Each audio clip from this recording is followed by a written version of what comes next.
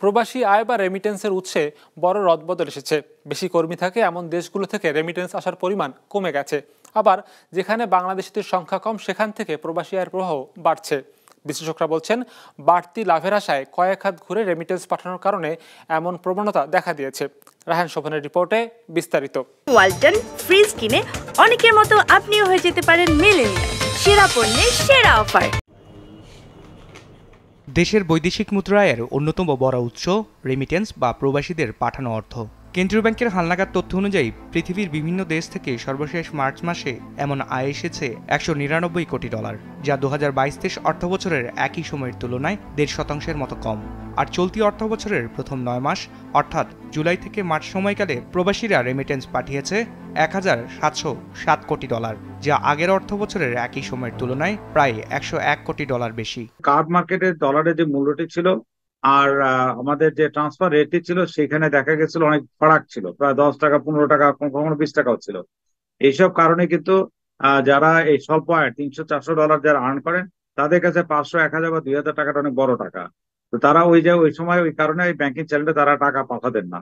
কিন্তু পরবর্তীতে সরকার এই ব্যাপারে উদ্যোগী হন এবং তাদেরকে আপনার যে প্রণোদনাটা দিয়েছেন সেটার কারণে কিন্তু রেমিটেন্সটা বেড়ে যাচ্ছে। আমাদের রেমিটেন্সের যে প্রত্যাশা সেটা অর্জিত হয়নি।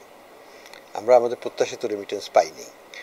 বাংলাদেশের চাইতে 5 ভাগের 1 ভাগ মানুষ রপ্তানি করে ফিলিপিন্স। 5 গুণ মানুষ বেশি পাঠিয়ে আমরা তাদের চাইতেও 3 ভাগের 2 ভাগ পাই আমরা। তো এটা তো অ্যাকসেপ্টেবল না। আমাদের সমস্যা আমরাই।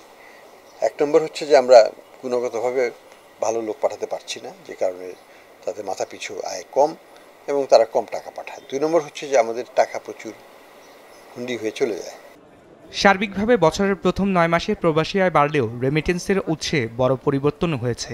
এতদিন জনশক্তি রপ্তানি ও রেমিটেন্সের প্রবাহের শীর্ষে ছিল সৌদি আরব। চলতি বছরও দেশ থেকে যত মানুষ কাজ নিয়ে বিদেশ গেছেন তার প্রায় 57 ভাগই গেছে সৌদি আরবে। যদিও অর্থবছরের 9 মাসে সেই বাজার থেকে রেমিটেন্স আসার পরিমাণ 28 ভাগের মতো কমে গেছে। আবার এই সময়ে সংযুক্ত আরব আমিরাতে জনশক্তি রপ্তানি খুব একটা না বাড়লেও সেখান থেকে আসা রেমিটেন্সের পরিমাণ বেড়েছে 32 ভাগেরও বেশি। মনে হচ্ছে সব দুবাই থেকে আসতেছে। আসলে তো দুবাইয়ের টাকা না।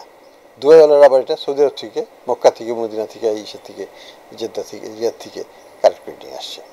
তখন তারা নেগোশিয়েট করে ঢাকার ব্যাংকগুলোর সাথে, ঢাকার বিভিন্ন প্রতিষ্ঠানের সাথে কত টাকা দেবে। তো এই কারণে ডেটার যে তথ্যের যে নির্ভরতা সেটা কিন্তু সেইভাবে আর থাকছে না। এইটার মিনিমাইজেশন একমাত্র উপায় হচ্ছে বাংলাদেশের এক্সচেঞ্জ মার্কেটকে স্টেবল করা। আমাদের বাজারটা যদি স্টেবল হয়ে যায়, ডলারের রেটটা যদি আগামী 6 মাস 1 বছরে স্টেবল থাকে, তাহলে আর স্পেকুলেশন থাকবে না। শুধু আরব আমিরাত নয়, যুক্তরাজ্য, সিঙ্গাপুর, মালয়েশিয়া সহ অন্যান্য বেশ কয়েকটি দেশ থেকে আসা রেমিটেন্সের পরিমাণও বেড়েছে অর্থবছরের 9 মাসে। যদিও যুক্তরাষ্ট্র, কাতার, ওমান সহ বেশ কয়েকটি দেশ থেকে আসা বৈদেশিক মুদ্রার পরিমাণ কমেছে। রায়হান শোভন, বিজনেস রিপোর্ট, মাছরাঙা টেলিভিশন।